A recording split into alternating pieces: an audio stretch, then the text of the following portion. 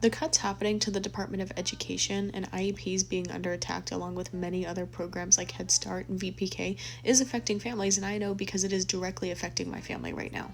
My son is autistic and ADHD, and he has an IEP, so for 3 days a week he goes to a different school than his preschool to receive his IEP services.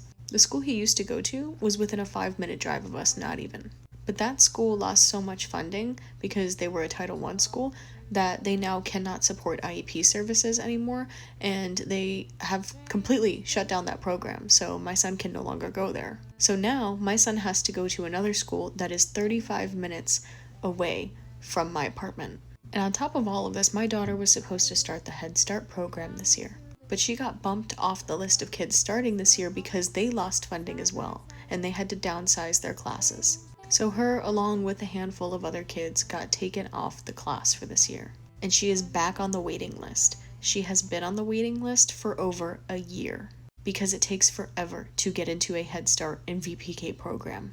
The only reason why my son hasn't been kicked off the VPK program is because he has 2 diagnoses. So not only are we low income, but he also has learning delays. So he has to have his IEP and he has to be able to go to preschool. He's in more need technically than other children like my daughter who were just low income and she's neurotypical.